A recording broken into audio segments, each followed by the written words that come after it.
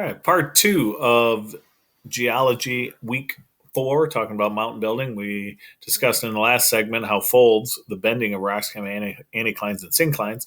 Now we're looking at how the break of rock, which we call a fault, as long as there's movement that's been taking place, how that is associated with deformation. We left off talking hanging walls on top, footwall. We have to identify them in order to figure out what type of fault it's going to be.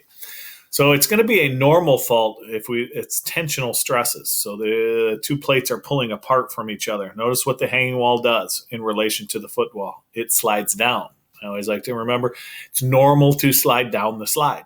So we call it a normal fault, which is always associated with tensional stresses, the pulling apart, which it was a divergent plate boundary, if you remember back from plate tectonics.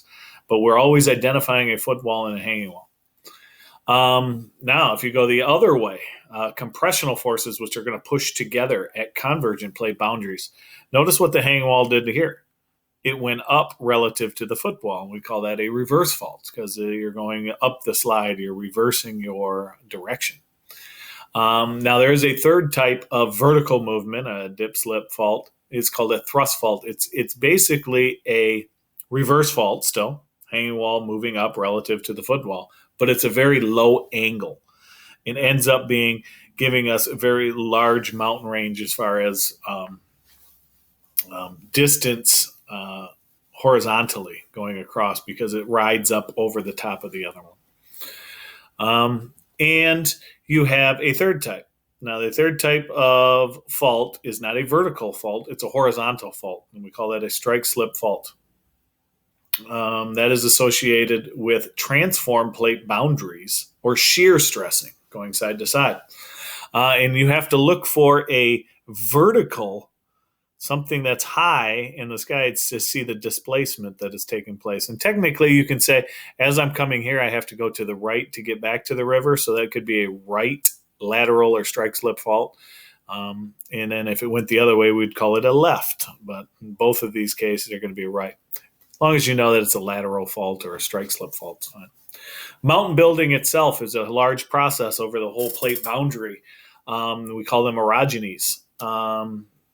That's the mountain building process that takes place, and that can be mostly at convergent boundaries, but it could be at divergent or transform boundaries.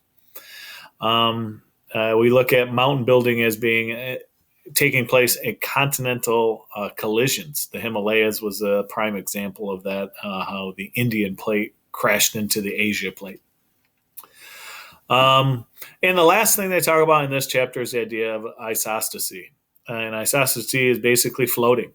These crustal plates float on the mantle.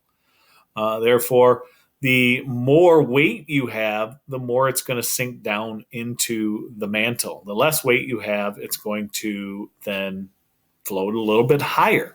That's both based on the crust itself and how much weight it has. If you look at this, if we look at a normal continental crust, it would look similar to this, how it's much thicker than the oceanic crust around it. And the thickest part of the continent is going to be the places where it's the highest because it's being pushed down more into it. And we call that isostatic rebound. After you get erosion to take place and these mountains start to wear away, well, the weight then is not as much, so it starts to lift a little bit higher. So you get these adjustments that take place throughout it. That's the end. If you have any questions, make sure you email right there. Don't forget to look at the full PowerPoint videos, and we'll see you next week.